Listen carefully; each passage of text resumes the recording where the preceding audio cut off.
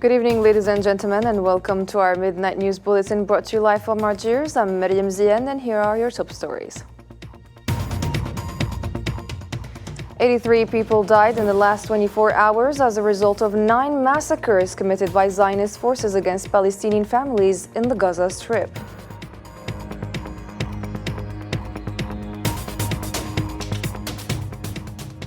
Also coming up, the United Nations is to evaluate the use of an occupation military road to aid desperate civilians in northern Gaza.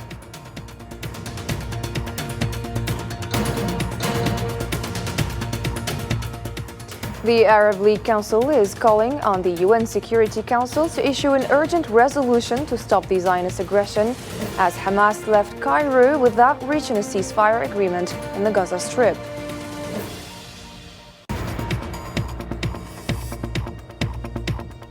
And Senegal sets delayed presidential elections for March 24 following weeks of uncertainty.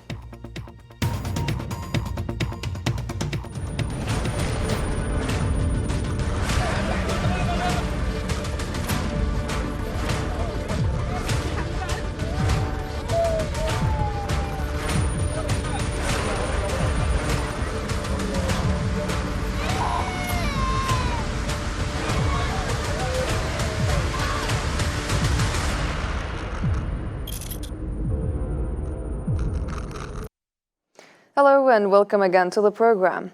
It's been 154 days since the Zionist forces have launched their war against Gaza and its inhabitants, killing thousands of people and destroying a significant part of the Strip.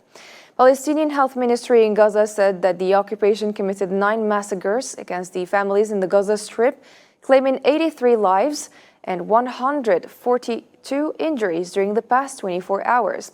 This brings the death toll from the occupation war against the Gaza Strip to rise to 30,800 casualties and 72,298 injuries since last October 7th.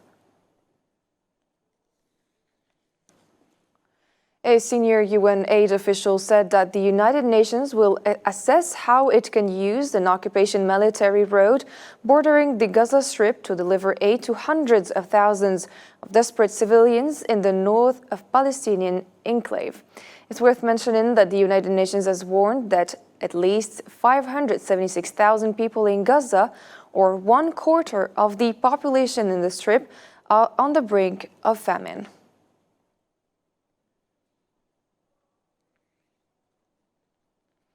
Pregnant women are among the Palestinian groups most affected by the genocide that the occupation army has been waging on the Gaza Strip for nearly 6 months, as many of them are forced to give birth in places of displacement where there is no health care. Hussein Berkan. The unique and parallel challenges faced by pregnant women in Gaza unfold as they navigate difficult labors and childbirth amidst the horrors of an ongoing genocide. Many are compelled to bring new life into the world in makeshift displacement centers devoid of necessary medical facilities. I was very afraid of losing the baby. I thought I was going to die. I was alone, without my family and my husband. No one was there except my children. I didn't know what to do. We went to an area where I didn't know anyone. Thanks to Allah anyways. According to the World Health Organization, the number of pregnant women in Gaza has soared to 52,000. Their lives hanging in the balance due to relentless aggression. The majority of Gaza's hospitals lie in ruins, casualties of bombings and siege, further endangering the lives of pregnant women who are left to deliver in displacement. The delivery was very risky for the baby's life, the mother's life, and our lives as doctors. The doctor put himself in danger by coming in the middle of the night. We didn't have the paper equipment to clamp the cord, so we had to improvise.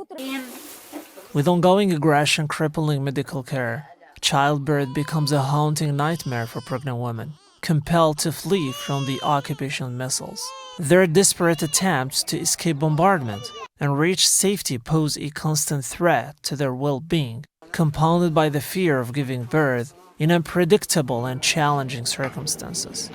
I'm 8 months pregnant and I'm so afraid of giving birth. First of all, I'm worried about the possibility of not being able to reach the hospital on time and having to give birth here. We have been moved a lot from one place to another, which adds to the stress and exhaustion.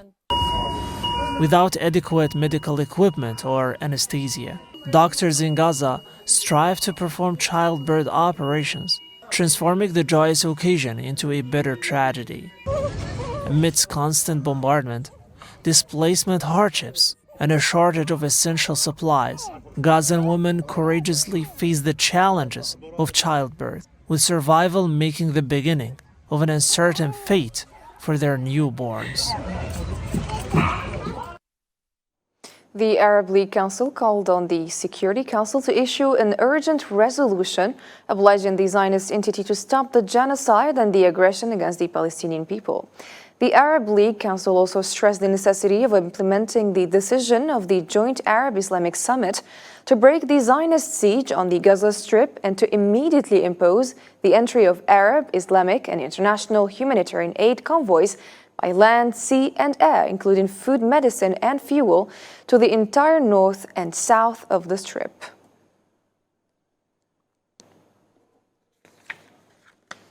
The International Court of Justice said that South Africa has asked the UN's top court to order additional emergency measures against the Zionist entity, which it says is breaching the measures already in place. South Africa accused the Zionist entity of state-led genocide in Gaza and has asked the court to order that the occupation takes immediate and effective measures to enable the provision of urgently needed basic services and humanitarian assistance to address famine and starvation in Gaza.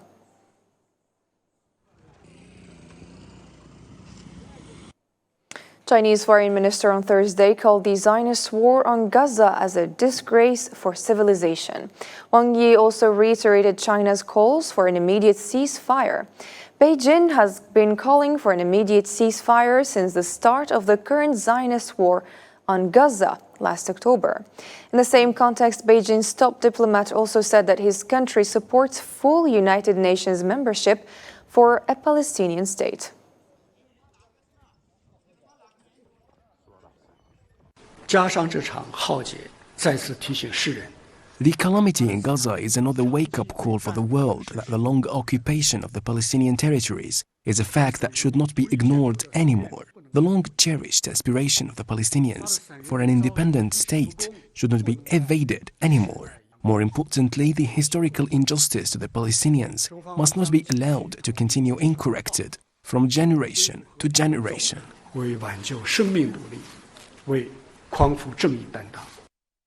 The Hamas delegation left Cairo without reaching a ceasefire agreement in Gaza. They announced the continuation of negotiations next week to discuss stopping the aggression, the return of the displaced, and the entry of aid. A Hamas leader blamed the failure of talks on the Zionist occupation.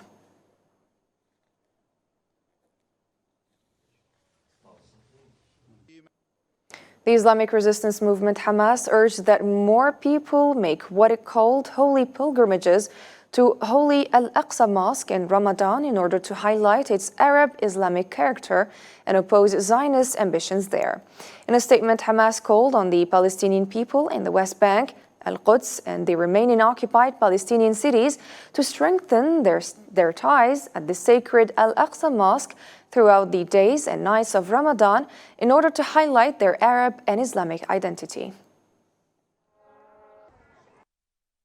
We call on the masses of our Palestinian people throughout the West Bank, the city of Al-Quds, and the remaining occupied Palestinian cities to continue and step up their presence and religious retreat in the Holy Al-Aqsa Mosque, fill it and celebrate Ramadan's days and nights in its courtyard, to reaffirm its Arab and Islamic identity, to reject any Zionist attacks, to restrict movement in or towards, and to confront the occupations and the settlers' plans against Al-Quds and Al-Aqsa. Hamas appeals to Islamic and Arab institutions and governments to step up their efforts and use Ramadan as a chance to put pressure on the occupation to halt its assault and send humanitarian supplies into the Gaza Strip. Let's take a listen. We call on all governments and institutions in our Arab and Islamic nation to make this holy month an opportunity to work seriously and exert pressure by all means to stop the aggression, to establish land, sea and airlift, and to bring relief aid and field hospitals into all areas of the Gaza Strip. The Al-Qassam brigades ambushed a Zionist force of over 20 soldiers in Hamad City, Khan Yunis.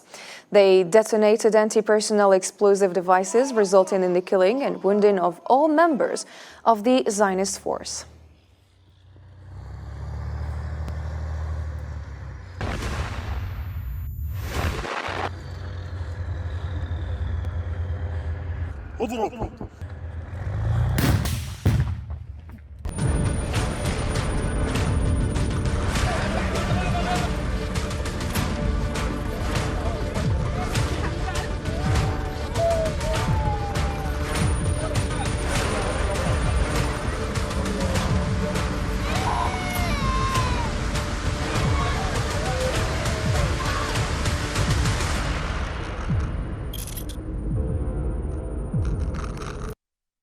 In other developments, Abdul Malik al-Houthi, leader of Ansar Allah al-Houthi group, stated that since October 7, the group has carried out 96 operations against Israeli ships in the Red Sea.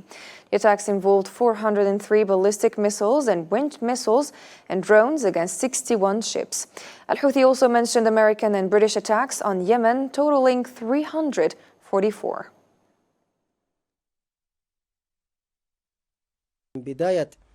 معركة طوفان الأقصى وإلى اليوم.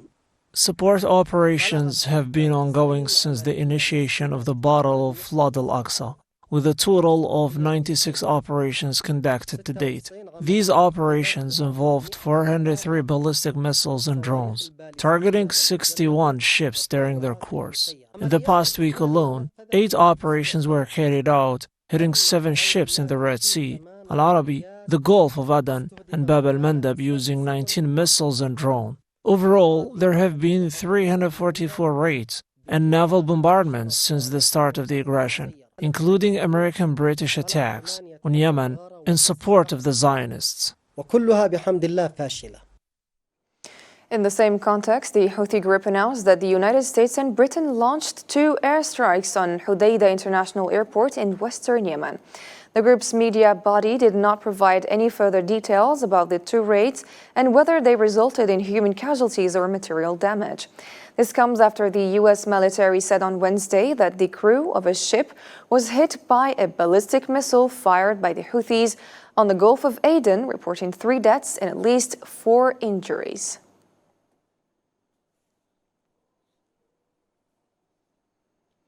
On the eve of International Women's Rights Day, Algerian President Mr. Abdelmajid Tebboune praised Algerian women for their pioneering role and their commendable ability to undertake missions and responsibilities.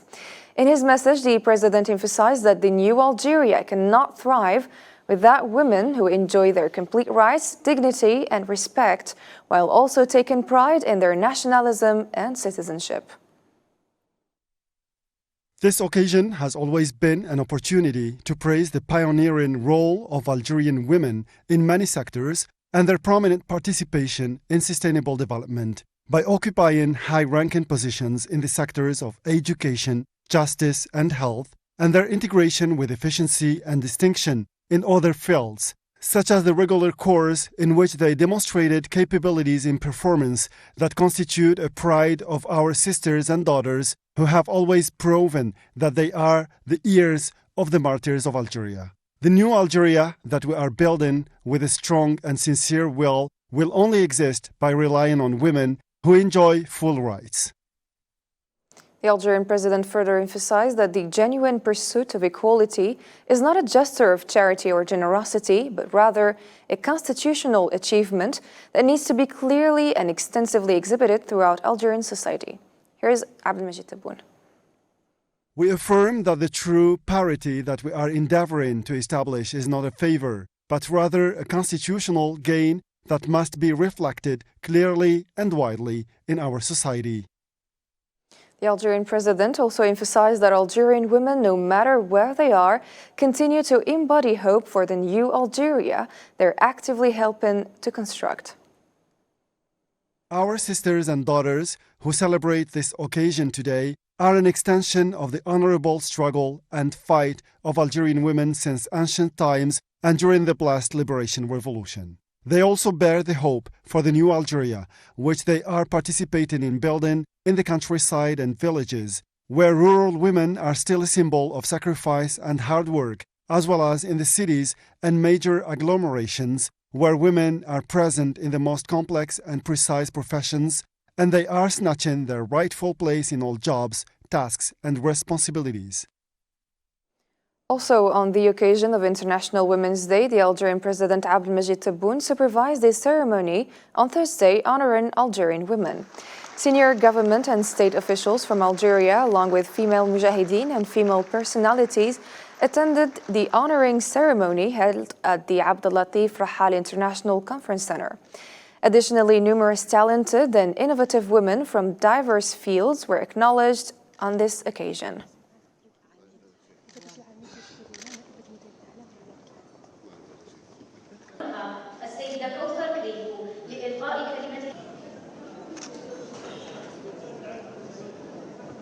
ولإنجازاتها واستحقاقاتها لرؤساء وذلك رئيسة فريق الطاقات المتجددة وأنظمة.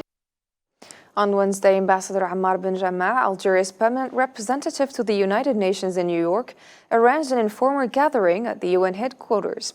The meeting united representatives from the permanent member countries of the United Nations Security Council and families affected by the atrocities of the occupying forces in Gaza. All council members' representatives attended the meeting, providing an avenue for the affected families to openly share their painful experiences.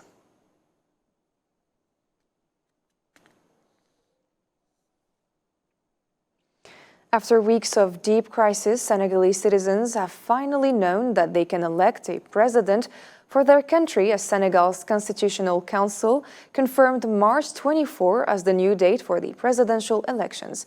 This follows uncertainty that surrounded the presidential elections for weeks and that could have plunged the country into a political crisis. Nabil Khazini. In the streets of Senegal, nothing matters more today than the future of the country. Everyone here asks whether Senegal has finally cleared the view and found a solution to its political crisis, or has it sparked another crisis, a crisis of confusion that may complicate the bright part of the last developments. The matter is somehow blurry in the African country after a sudden acceleration of events. But the good news for the Senegalese people is that they will finally be able to elect a president for their country at the end of this month. C'est une bonne nouvelle pour la démocratie sénégalaise. This is good news for Senegalese democracy because over the past few months, Senegal has been facing a rather difficult social and economic situation. Students and everyone else were in a rather anxious and stressful situation. I think Senegal will finally be able to breathe again. Enfin, le Sénégal va pouvoir respirer à nouveau. Senegal has been faced with uncertainty surrounding the presidential election since early February, when a law was passed postponing the election. But yesterday, the country's Constitutional Council confirmed March 24 as the new date for the West African nation's presidential election. Franchement, j'espère de tout cœur que ça va nous servir de leçon et que... Frankly, I hope with all my heart that this will serve as a lesson and that it is time to move on. Since these controversies, it seems as if the country has come to a standstill. Business and affairs have come to a standstill, and everyone is in a state of uncertainty. Right now, we're at the start of the campaign. I think it's underway. In less than 3 weeks, we'll be going to the polls. I think it's high time we tried to turn the page and move on. After all, the election will be held before Macky Sall's mandate ends on April the 2nd, which was one of the key drivers of the crisis. This at least brings some relief to the Senegalese people, as a top court's ruling said that holding the poll after Sall's term ends would be unconstitutional. And more international news with Marwa Belaiwar. Spanish and French farmers joined forces to block the border on Thursday as they demanded action from policymakers on an array of issues they say are affecting their sector negatively. Farmers have been protesting for weeks across Europe, complaining about several issues, from cheap market prices to low-cost imports that undercut local producers to strenuous EU environmental rules.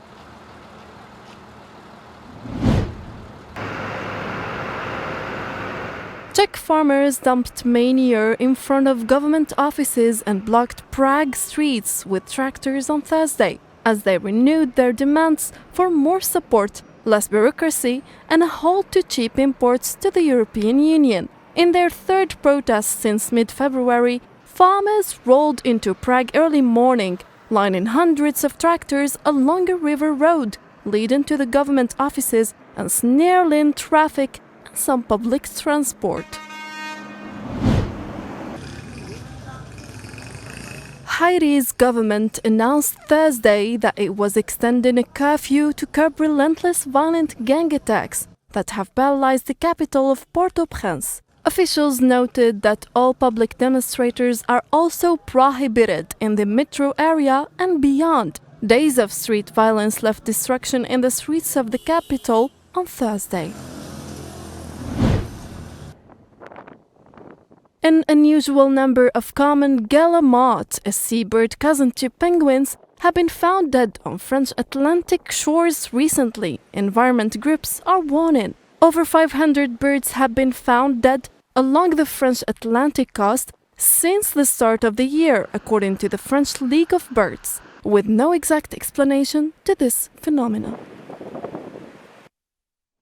The African Union Broadcasting and UNESCO Summit on Artificial Intelligence came to an end on Wednesday yesterday, after 3 days of long and thorough discussions aiming to put the African media on the right track with the development of artificial intelligence. Usama Ayadi has the story. The African Union Broadcasting and UNESCO Summit on Artificial Intelligence concluded on Wednesday, culminated by the Yaoundé Declaration, marking the end of 3 days of intensive discussions aimed at advancing African media through artificial intelligence. The concept behind the meeting in Yaoundé is to find a way how the African countries could find their own approach to artificial intelligence. So we hope that from Yaoundé there are ideas and action plan that could be implemented in the next month.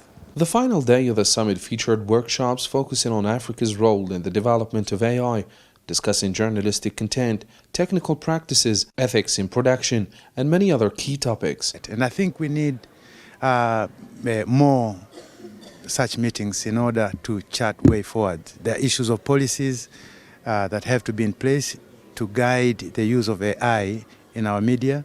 In addition, the summit included master classes for media representatives addressing the opportunities and risks for journalists in the evolving media landscape. First of all, I would like to start by the master classes. We had about 4 of them with specialized questions. Among the questions, there was master classes on the strategy of AUB. There was a master class on another subject concerning the implication of the partnership and the cooperation, and there was a master class on the impact of media, of artificial intelligence on media. The AUB and UNESCO Summit on Artificial Intelligence has provided a valuable platform for stakeholders to exchange ideas, share best practices, and chart a course for the future of African media in the digital age. It also outlines key principles and strategies for the responsible and sustainable integration of AI in African media. Our broadcast has come to an end. If you missed any part of it, you can always check our social media platforms. Thank you for joining us. Thank you also to our dedicated technical staff and hardworking team in the newsroom. Take care and bye-bye.